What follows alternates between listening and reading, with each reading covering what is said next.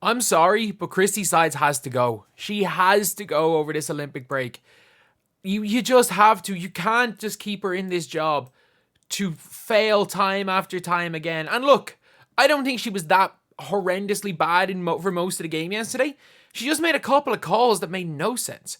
Before we get on to things, if you guys are new to the channel, subscribe. We are trying to hit, if we can somehow hit 23.5k by the end of the day, that'd be incredible. But anyway, look, we gotta say it like it is. She's just out of her depth. She is so out of her depth. Like, her actual ability to know what's going on the floor is as bad as I've ever seen for a coach. She is not only a poor X's and O's coach, she's a poor man manager, she's a poor players coach, she's a poor game coach, she makes poor decisions, and she throws her team under the bus. Like, you just can't. You just can't have a coach like that. And this is why, I want to see if I can find a clip here of her calling the dumbest timeout in history. This right here. I'm sorry. Like, the whistle is blown. Wait for it. Now you hear the whistle being blown. As she's throwing the pass, you can see they're still getting back on defense. Dallas don't know what's happening. They just see the ball in the air. They're getting back on defense. Katie Lou's wide open for a lip. The timeout was called before that. The timeout was called literally now. So Caitlin Clark is teeing up a full court pass and she calls a timeout. Like, that is just, especially when just the timing of it, it's so dumb. It just shows like, okay, yeah, I don't know what's going on in this game. You had 2 free points. And then in the fourth quarter, one of the worst coaching blunders I've ever seen. So, your team is running up and down. You have gone from 15 down. You were down 12, I think, in the third. And you have built up a 6-point lead early in the fourth quarter.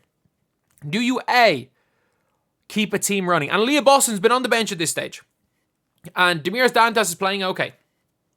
But do you, A, leave Demiris Dantas on because she's playing well? B, sub Demiris Dantas for Leah Boston. Like for like sub, Boston's quicker than Dantas, and you keep 4 runners on the floor. Or C, experiment with Demiris Dantas and Leah Boston on the floor for the first time, neither of which have played 1 second of the year at power forward, and also leave yourself susceptible for every single shot you miss being 2 free points for the other team because Dantas can't move. Of course you did option C. They go on a 6-0 run like that. Like that, they go on a 6-0 run. All the momentum, you fought back. You did everything you could. You had the game won. And you just decided to go ultra small. And look, I don't think Demiris Dantas is good. Like, Dantas, offensively, she's fine. Like, as far, like, when she gets the ball in her hand, she can do something. She is a bad passer. She is a bad screener. She can't move. Like, she can't move. I'm not joking. I've watched Zhang Jiu, the 7'5" Chinese girl, play. She moves the same speed as Demiris Dantas moves. She can't move. Like, you can definitely tell there was a player in there. You could tell that, like, 5 years ago she was a player. But this isn't 5 years ago. She can't move. Like, if Temi Fagbenle plays, it's a 15-point game. Don't get it twisted. That's a 15-point win if Temi Fagbenle plays.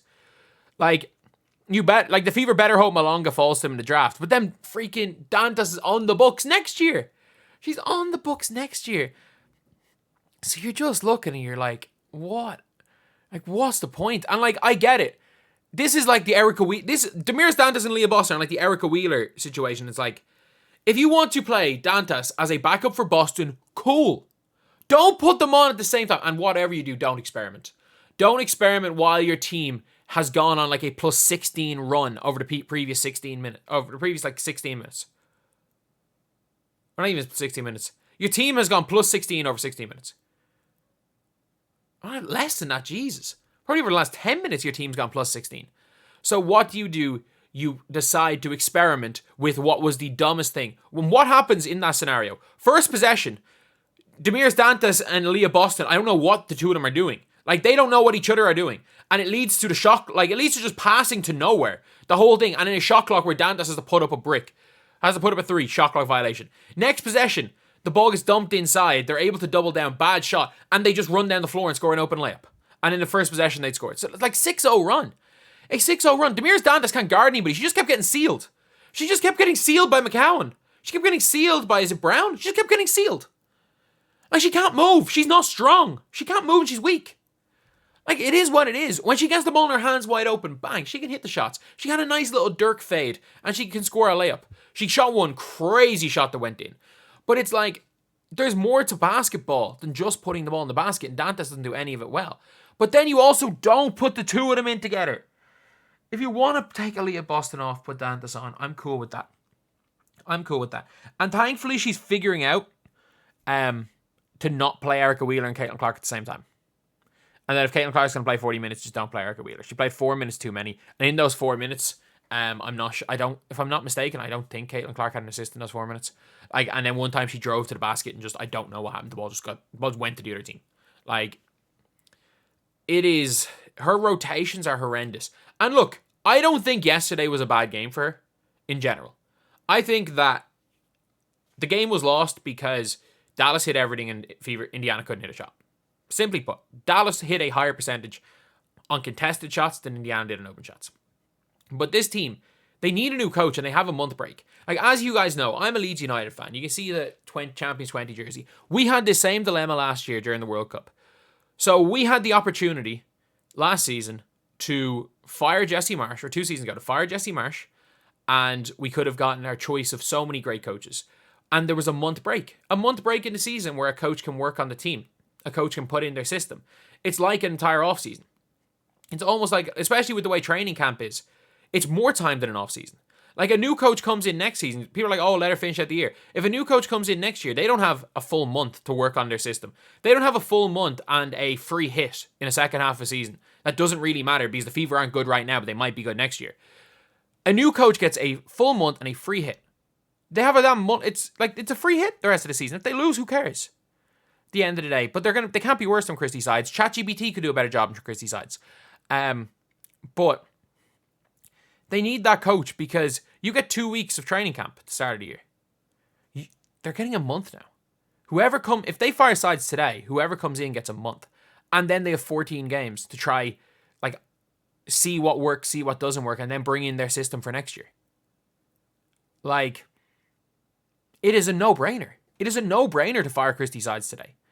Like, and any GM, any owner worth a damn fires Christie sides today. Look, if you don't want to fire her mid-season, cool. If you don't want to, fire mid-season, cool. But there's a month break. This break gives you more time to prep than an off-season. You cannot tell me that leaving Christie sides in for the rest of the season and then firing her at the end of the season and giving whoever replaces her